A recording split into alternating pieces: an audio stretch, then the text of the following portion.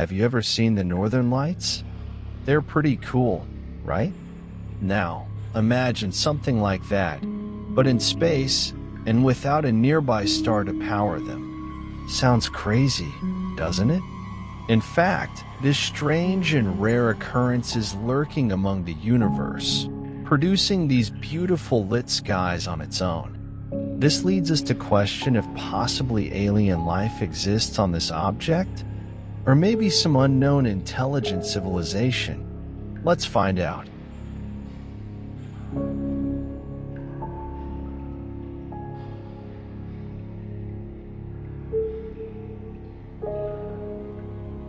Just recently, a team of astronomers used the James Webb Space Telescope, the most powerful infrared telescope ever built, to peek at a brown dwarf called W1935.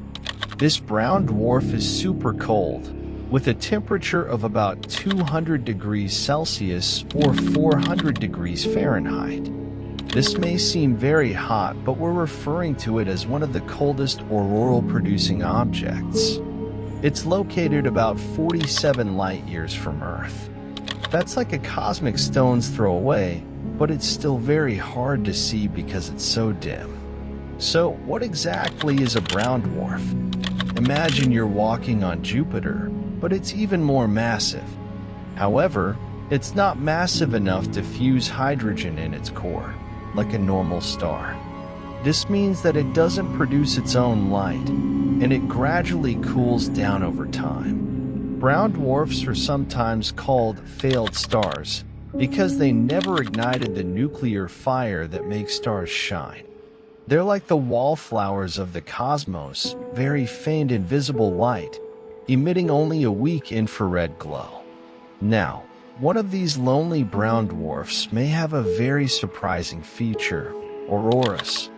Yes, those spectacular light shows we sometimes see in the night sky, especially near the poles of Earth and other planets. But here's the kicker.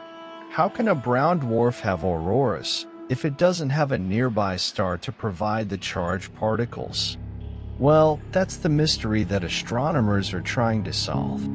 Astronomers were interested in studying the atmosphere of W1935 to learn more about its composition and structure. But what they found was something unexpected: an infrared emission from methane, a gas that is common in brown dwarfs as well as gas giants. This suggests that something is heating up the upper atmosphere of W1935 and causing the methane to glow. And the most likely explanation for this heating is auroral processes. But what could be the source of the auroral processes on W1935? There are a few possible scenarios. Maybe W1935 has a very strong magnetic field, and it interacts with the interstellar plasma, the thin gas that fills the space between the stars.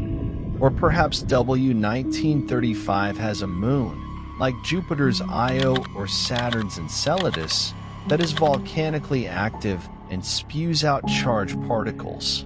Or maybe W1935 has some internal processes that generate auroras, like the atmospheric phenomena of Jupiter and Saturn, which are not fully understood.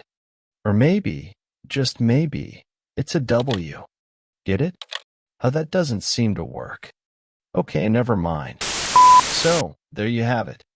A brown dwarf that may have auroras, but no star to power them. This is a fascinating discovery that challenges our understanding of these mysterious objects and opens up new questions about their nature and origin. What do you think is the cause of the auroras on W1935? Do you think there are other brown dwarfs with similar features? Do you think maybe aliens were just trying to throw a cosmic party?